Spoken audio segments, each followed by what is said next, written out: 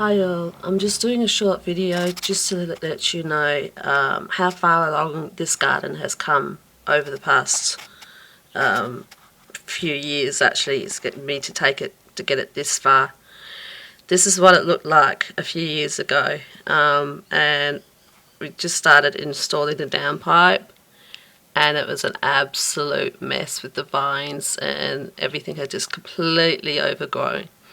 So it's taken a lot of work, but you see some fruits of labour there.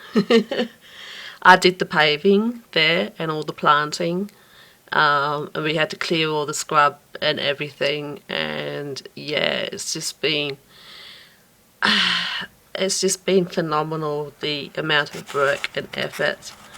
We had to put the garden bed there because there was no ground to dig in, because there was an old chook shed and the foundation's still there.